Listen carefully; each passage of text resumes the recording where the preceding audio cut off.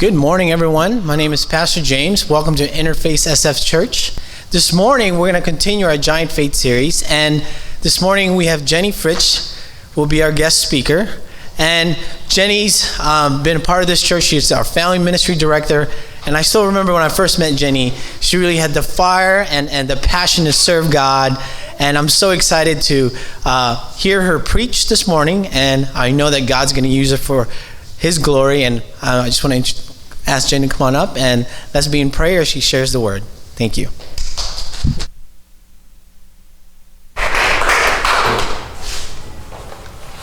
Thank you.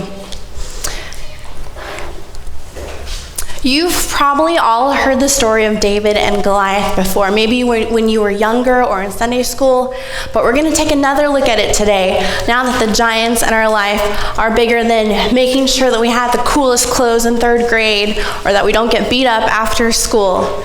Do you remember that? Do you remember the giants in your life when you first heard the story of David and Goliath?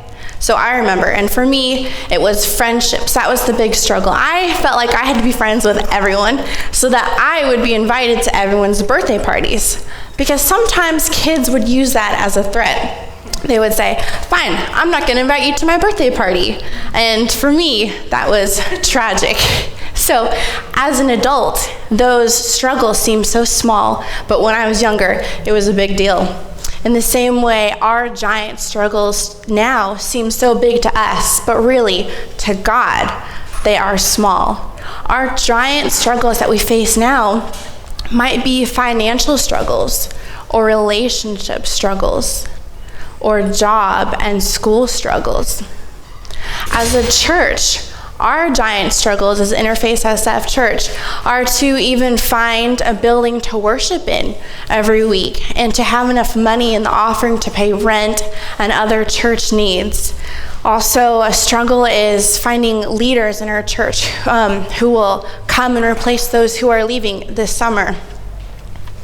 I hope that the next time in your life you face a giant struggle that seems impossible, you'll remember all that God has done and put your faith in Him.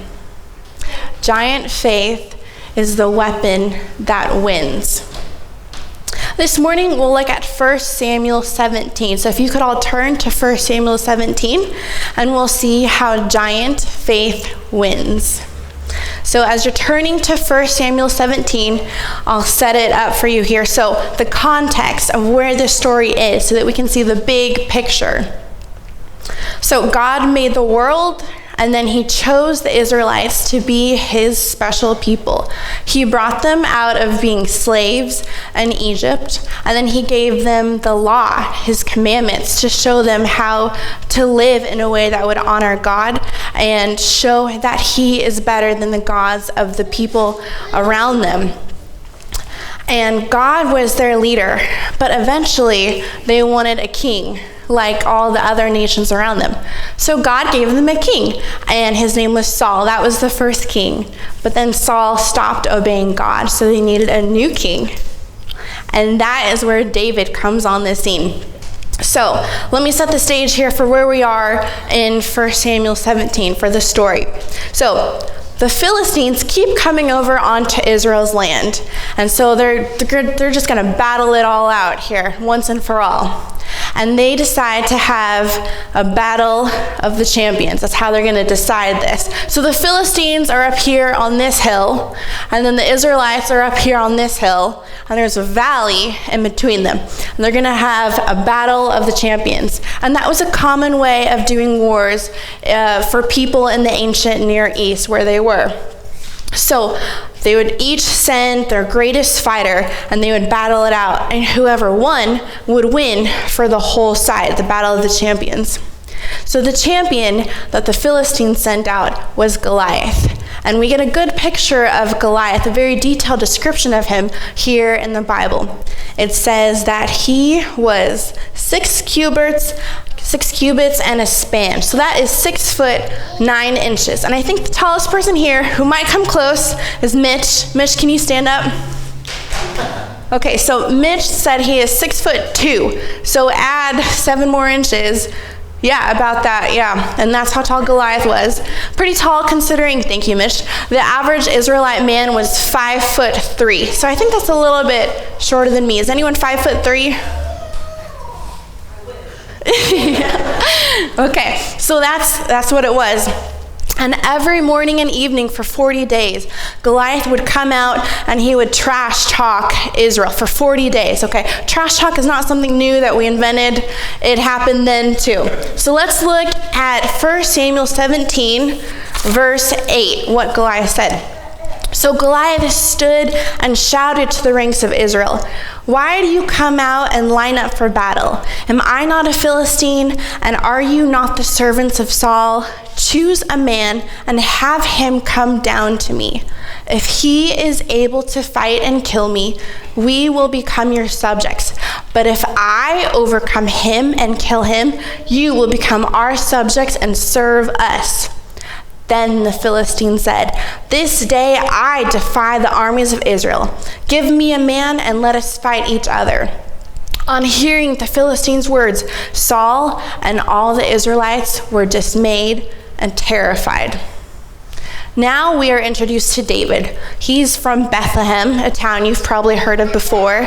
And we know a lot about David's family too. If you remember the story of Ruth in the Bible, Ruth was David's great-grandma. We also know that David had there was 8 of them all together. He had 7 older brothers. He was the youngest. And the oldest 3 were fighting with Saul and his army. And David's job at home was to take care of the sheep. He was a shepherd. So the oldest 3 brothers were fighting with Saul. And the Israelite army, they weren't a professional army, so they didn't have supplies and equipment that they needed. So David's father asked David to send to bring some food to the men and see how the war was coming. So David woke up early the next morning. He packed all the food. He left the sheep in the care of someone else, and he made the 14-mile journey through pretty dangerous territory to see where the battle is. So David finally gets to the battle area and he sees that there's no battling happening. There's no battling. And when he's talking with his brothers, Goliath comes out and does his usual trash talk. Verse 25. Now the Israelites had been saying, "Do you see how this man keeps coming out to defy Israel? The king will give great wealth to the man who kills him. He will also give his daughter in marriage and will exempt his family from taxes in Israel." David asked the men standing near him, "What will be done for the man who kills this Philistine and removes this disgrace from Israel? Who is this uncircumcised Philistine that he should defy the armies of the living God?" That's David's reaction. And when he says uncircumcised Philistine, what he means is someone who's not part of the family of God, because that's what their circumcision was a symbol of. The first way we see that faith in God is the weapon that wins is because faith in God helps us push past discouragement, okay? So know that when you're following God, you're stepping out in faith, you might face some discouragement. So David faced discouragement before he fought Goliath. First of all, from his own family, and then from Saul, and then from Goliath. Let's look at it in verse 28. When Eliab, David's oldest brother, heard him speaking with the men, he burned with anger and asked, "Why have you come down here? And with whom did you leave those few sheep in the wilderness? I know how conceited you are and how wicked your heart is. You came down only to watch the battle." "Now what have I done?" said David. "Can't I even speak?" He then turned to someone else and brought up the same matter, and the men answered him as before. When David was overheard and reported to Saul, Saul sent for him. David said to Saul, "Let no one lose heart on account of this Philistine. Your servant will go and fight him." Saul replied, "You are not able to go out against this Philistine. You are only a young man, and he has been a warrior from his youth." So first we see that David's older brother Eliab discourages him. He tears him down. He questions his character and his motives. So that's his older brother. And then Saul says that David can't fight Goliath based on his experience level. He's not experienced enough. And then in verse 43 later on, we see Goliath says he can't because of his resources. In verse 43, Goliath said to David, "Am I a dog that you come at me with sticks?" What does this mean for us? Know that when you follow God, you'll face discouragement. And I saw this too when I, after graduation, decided to move to China to share Jesus and teach English. And I faced discouragement from my own family too. I had a cousin and she had young girls, and she said, "Jenny, don't go to China. My girls will grow up without you. They'll miss you. Don't go to China. If you want to go international, just go to Mexico, okay? It's a lot closer." But when others discourage you, it's a time for you to share more about God with them, more your faith with them. And that's what David did. So with my cousin, I told her, "Well, I wish I could be closer with you guys. I love you, but I really want to go to some place where they have no church and they have no access to the gospel."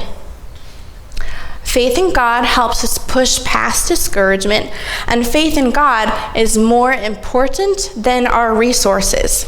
In this story, the narrator spends a lot of time talking about the resources that Goliath had and the resources that David had or didn't have, to show that faith in God is more important than our resources. So there's this description of Goliath and how heavily resourced he was in verse 5.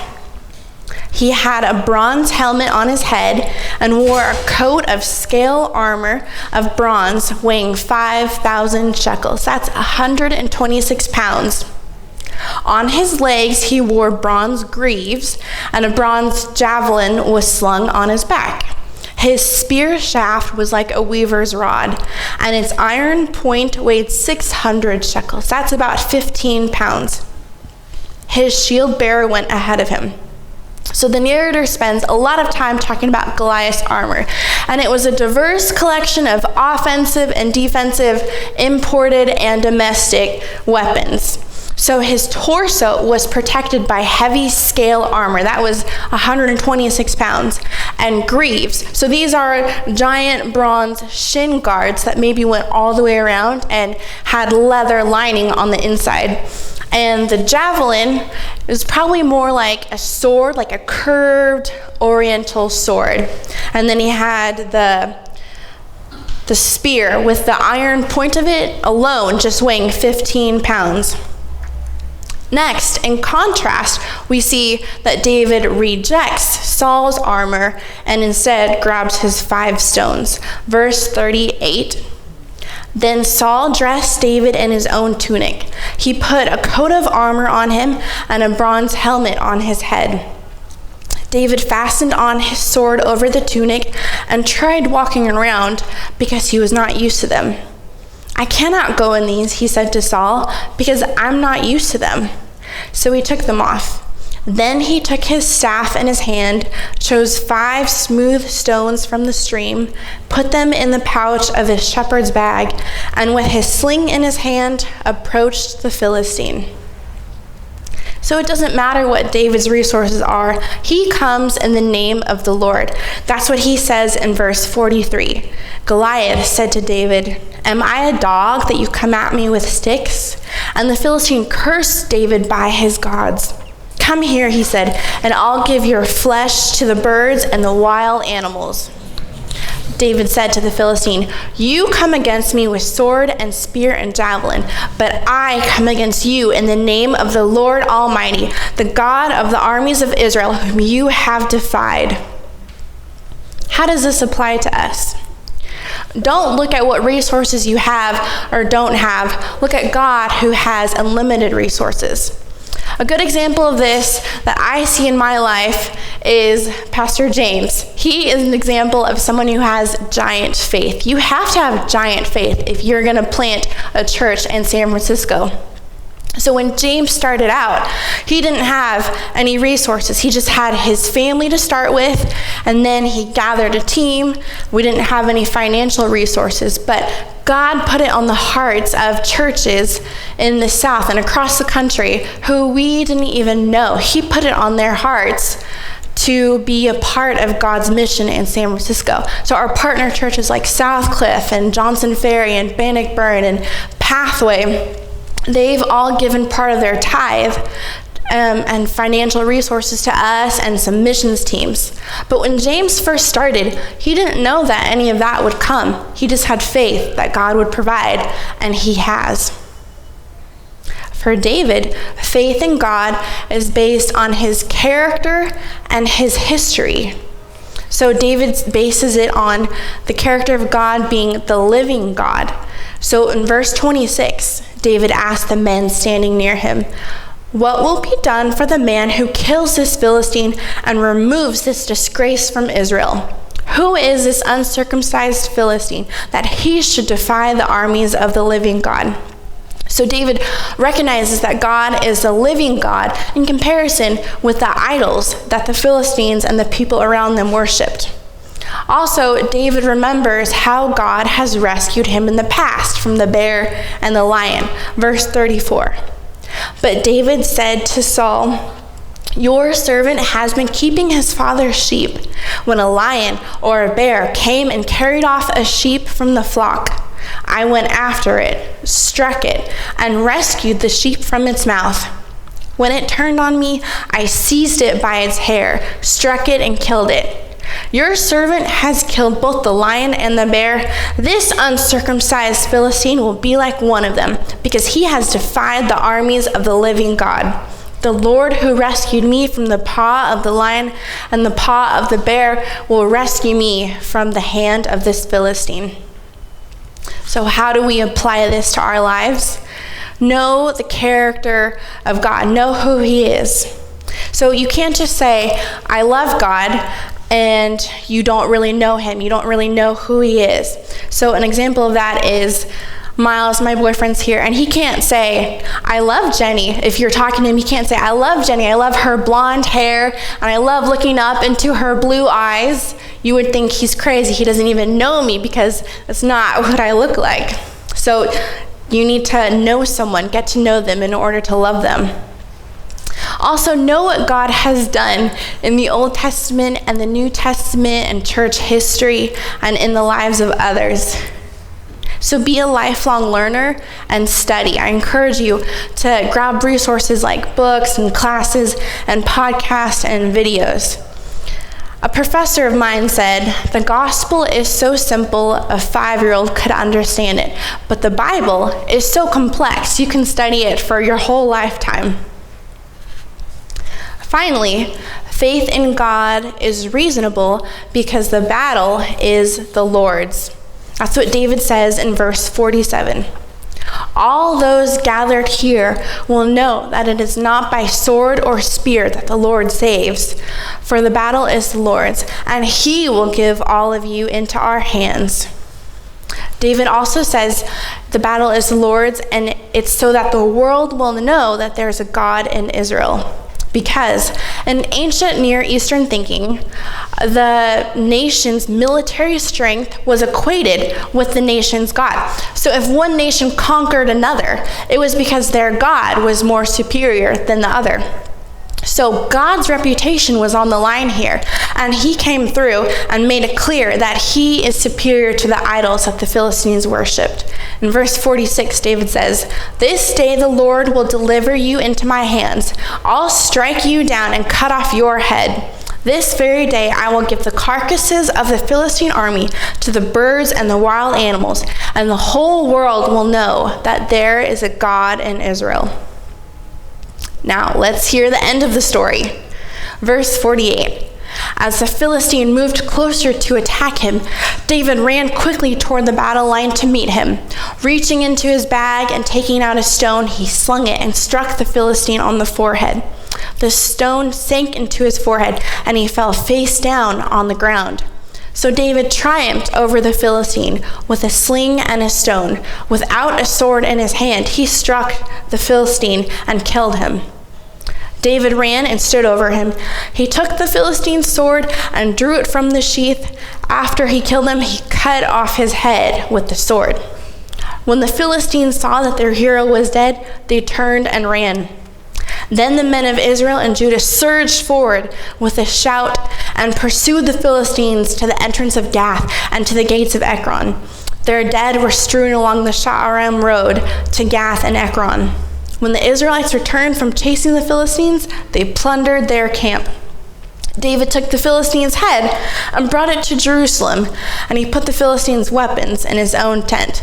So that's kind of a gross souvenir there. David cuts off Goliath's head, and he keeps it as a souvenir. I learned something when I was studying this that blew my mind. Okay, I'll share it with you.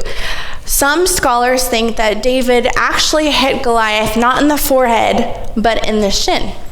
Because we read the word greaves earlier as the shin guards. So the English word greaves is used for both the forehead and the shin. And so the Hebrew word used for both. And if you read it, it makes sense, and think about the physics of it, because it says that David hit Goliath and then he fell face forward. But if you were hitting my forehead, I would fall backwards. So it makes sense as the possibility that David hit his shin and he fell forward. So something to think about. But either way, the point is that David struck down Goliath with just a stone. So what this means for us is that good or bad, the battle is the Lord's. We don't determine the outcome of our struggles. But even if it doesn't end the way you want it to, know that God can work it together for good. Also, Jesus is ultimately our champion. Looking at this story another way, Jesus is the champion who goes out and fights the battle for us in our place. Jesus gave his life for us on the cross, but rose again from the dead. And his victory against sin and death is our victory too. We are the scared and helpless Israelites on the sideline who can't fight and who can't do anything, and we're helpless. And Jesus is the champion that fights our battles for us because we can't. If you have never made the decision to fully trust Jesus with your life, you can do that now and tell God during our time of response and music. Tell someone after church if you've made that decision. Another way to respond to this message is to take the paper that's on your chair with the 5 stones on it and write in each of the stones 5 things you know about God that make him worthy of putting your faith in him, or 5 times in your life or someone else's life that you've seen God come through for them. So write 5 things about who God is, or five times you've seen God come through for you. So I'll give you 2 minutes to do this now while the music plays, and then I'll come up and I'll close this out.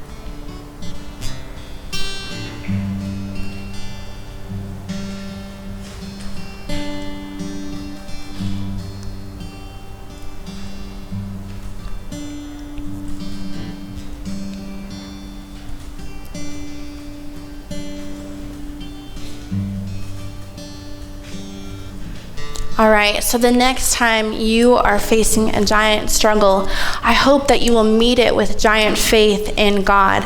And remember that it's not our strength or our resources, but faith in God that's the weapon that wins.